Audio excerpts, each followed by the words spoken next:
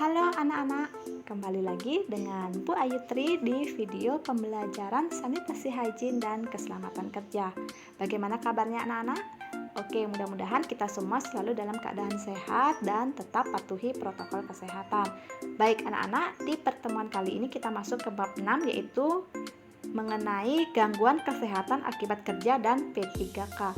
Nah, tujuan pembelajaran kita pada bab ini adalah yang pertama, memahami jenis-jenis penyakit akibat kerja serta faktor-faktor penyebabnya, dan yang kedua yaitu memahami prinsip dasar P3K dan cedera-cedera yang terjadi dalam industri hotel. Baik anak-anak, untuk yang pertama, persepsi. Ya, anak-anak perlu kalian ketahui bahwa kesehatan itu sangat penting, baik dalam kehidupan sehari-hari maupun dalam hal pekerjaan. Jika kesehatan tidak dijaga, akan berakibat terhadap terhambatnya pekerjaan. Meskipun kesehatan sudah dijaga dengan sedemikian rupa, ada kalanya gangguan kesehatan secara tidak terduga pun tidak terhindarkan, terutama ketika sedang berada di lingkungan kerja. Nah, bagaimana cara kita mengatasi gangguan kesehatan di lingkungan kerja? Kemudian faktor apa saja yang dapat menimbulkan gangguan kesehatan akibat kerja, serta apa saja jenis-jenis gangguan kesehatan akibat kerja. Nah, mari kita temukan jawabannya dengan mempelajari bab ini. Yang pertama yaitu penyakit-penyakit akibat kerja. Ya, penyakit akibat kerja adalah penyakit yang mempunyai penyebab yang spesifik atau memiliki hubungan yang kuat dengan pekerjaan. Biasanya terdapat hubungan antara proses penyebaran penyakit dan hal-hal yang berkaitan dengan lingkungan kerja. Oke, faktor lingkungan kerja yang menjadi penyebab timbulnya penyakit itu adalah misalnya bagaimana cara kita melakukan pekerjaan. Selain itu, ada faktor penyebab penyakit akibat kerja. Faktor-faktornya adalah yang pertama faktor fisik. Ya, faktor fisik itu dibedakan menjadi 6 anak-anak ya. Seperti yang di buku, yang pertama yaitu suara keras yang berasal dari getaran mesin. Kemudian yang kedua, gangguan pernapasan yang diakibatkan ruangan yang lembab atau berdiam di ruangan sejuk dalam jangka waktu yang cukup lama. Yang ketiga, radiasi sinar radioaktif dan sinar ultraviolet yang dapat menyebabkan penyakit kulit dan mata juga ya.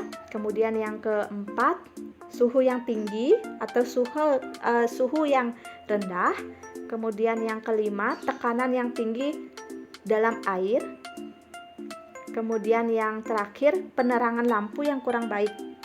Ya, kalau kurang baik lampunya dapat menyebabkan kelainan pada indera penglihatan atau bisa juga silau ya, menyilaukan. Kemudian kita lanjut ke faktor yang kedua yaitu faktor kimiawi. Ya, untuk faktor kimiawi itu ada 5 poin anak-anak ya. Ya, jadi faktor kimiawi itu antara lain yang pertama debu yang menyebabkan penyakit akibat penimbunan debu di dalam jaringan paru-paru, misalnya silikosis, asbestosis, dan yang lainnya. Yang kedua, uap yang menyebabkan metal fume fever. Gejalanya seperti flu, demam, dan sakit kepala. Yang ketiga, gas, misalnya keracunan oleh CO, H2S, dan yang lainnya. Yang keempat, larutan, misalnya menyebabkan dermatitis atau peradangan kulit yang ditandai dengan bengkak kemerahan pada kulit yang gatal. Dan yang terakhir, awan atau kabut.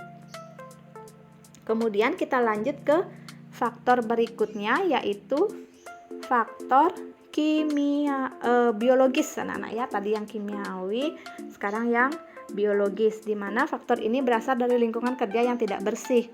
Penyakit ini ditimbulkan atau berasal dari adanya kuman-kuman seperti E. coli anak-anak ya. Nah, contoh untuk menjaga kebersihan ini adalah cucilah tangan setelah menggunakan alat-alat pekerjaan. Hal tersebut dapat mencegah timbulnya penyakit. Kemudian yang keempat yaitu faktor fisiologis atau ergonomi. Nah, faktor ini sebagai akibat dari cara kerja, posisi kerja, alat kerja, lingkungan kerja yang salah, dan konstruksi yang salah. Efek terhadap tubuh adalah kelelahan fisik, nyeri otot, deformitas tulang atau kelainan bentuk atau perubahan bentuk tulang, perubahan bentuk, dislokasi, dan kecelakaan. Oleh karena itu, seorang pekerja harus berupaya keras untuk menyerasikan alat, cara, proses, dan lingkungan kerja terhadap kemampuan dan batasan manusia untuk terwujudnya kondisi dan lingkungan kerja yang sehat, aman, nyaman, dan tercapai efisiensi yang setinggi-tingginya. Kemudian faktor yang kelima yaitu faktor psikologis. Ya, faktor ini merupakan akibat dari organisasi kerja atau tipe kepemimpinan, hubungan kerja, komunikasi, dan keamanan. Tipe kerja yang artinya monoton, berulang-ulang, kerja berlebihan, atau kerja yang kurang. Kemudian kerja shift dan terpencil yang dapat menyebabkan stres kerja. Apabila seseorang tidak dapat mengendalikan stres kerja, akibatnya tidak baik bagi diri sendiri dan pekerjaannya.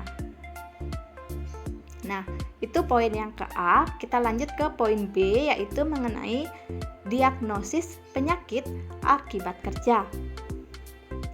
Ya, anak-anak, cara mendiagnosis penyakit akibat kerja berbeda dengan diagnosis penyakit-penyakit umum. Penyakit akibat kerja tidak cukup hanya dengan pemeriksaan klinis dan laboratorium, tetapi juga harus ada pemeriksaan tempat, cara, riwayat, pekerjaan dari penderita, dan yang lainnya. Nah, anak-anak, berikut merupakan langkah-langkah untuk melakukan diagnosis penyakit akibat kerja. Mari kita bahas anak-anak ya. Yang pertama yaitu diagnosis klinis. Oke, diagnosis klinis harus dapat dilakukan terlebih dahulu dengan memanfaatkan fasilitas-fasilitas penunjang yang ada, seperti umumnya dilakukan untuk mendiagnosis suatu penyakit. Nah, setelah diagnosis klinis dilakukan, setelah itu dapat dipikirkan lebih lanjut apakah penyakit tersebut berhubungan dengan pekerjaan atau tidak. Maksudnya, mungkinkah seseorang sakit karena mengerjakan suatu pekerjaan? Ya, yang kedua yaitu diagnosis gangguan kesehatan yang dialami oleh pekerja. Kalau yang pertama diagnosis klinis, yang kedua diagnosis gangguan kesehatan yang dialami oleh pekerja. Nah, anak-anak, pengetahuan mengenai gangguan kesehatan yang dialami oleh seorang tenaga kerja adalah hal yang sangat mendasar untuk dapat menghubungkan suatu penyakit dengan pekerjaannya. Untuk itu, perlu dilakukan anamnesis mengenai riwayat pekerjaannya dengan cermat dan teliti yang mencakup A. Penjelasan mengenai semua pekerjaan yang telah dilakukan oleh penderita secara kronologis. B. Lamanya melakukan masing-masing pekerjaan. C. Bahan yang diproduksi. D. Materi atau bahan baku yang digunakan. E. Jumlah gangguan kesehatannya. F. Pemakaian alat pelindung diri. G. Pola waktu terjadi gejala. H. Informasi mengenai tenaga kerja lain. I. Informasi tertulis yang ada mengenai bahan-bahan yang digunakan. Ya, kita lanjut yang ketiga yaitu diagnosis penyebab penyakit. Diagnosis penyebab penyakit. Belum ada bukti-bukti ilmiah dalam kepustakaan yang mendukung pendapat bahwa pajanan yang dialami menyebabkan penyakit yang diderita. Diagnosis penyebab penyakit dapat dilakukan setelah melakukan diagnosis klinis dan diagnosis kesehatan yang dialami oleh pekerja. Kemudian kita lanjut ke poin yang keempat yaitu menentukan faktor-faktor lain. Nah, anak-anak, diagnosis itu dapat dilakukan dengan melihat keterangan dari riwayat penyakit ataupun riwayat pekerjaan yang dapat mengganggu kesehatan. Artinya, riwayat penyakit serupa sebelumnya sehingga risikonya meningkat. Termasuk di sini adalah melihat riwayat kesehatan keluarga. Dan yang kelima, yang terakhir yaitu membuat keputusan apakah penyakit tersebut disebabkan oleh pekerjaan. Nah, setelah mendapatkan informasi dari langkah-langkah yang sebelumnya, perlu dibuat suatu keputusan yang memiliki dasar ilmiah. Seperti telah dijelaskan sebelumnya, tidak selalu pekerjaan merupakan penyebab langsung suatu penyakit. Kadang-kadang pekerjaan hanya memperberat suatu kondisi yang telah ada sebelumnya. Terkadang pekerjaan yang dilakukan pada saat ini memperburuk kondisi karena penyakit telah ada sebelumnya. Jadi, untuk mendiagnosis penyakit akibat kerja diperlukan pengetahuan yang spesifik, tersedianya berbagai informasi yang didapat, baik dari pemeriksaan klinis pasien, pemeriksaan lingkungan di tempat kerja maupun data epidemiologinya. Nah, anak-anak, sekian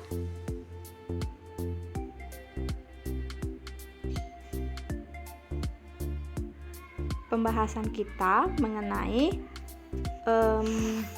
tadi untuk yang bagian pertama yaitu gangguan kesehatan akibat kerja dan P3K. Silahkan kalian jawab satu soal yang sudah Ibu sediakan di akhir video. Kemudian kalian kumpul di penugasan classroom. Selamat belajar anak-anak. Terima kasih.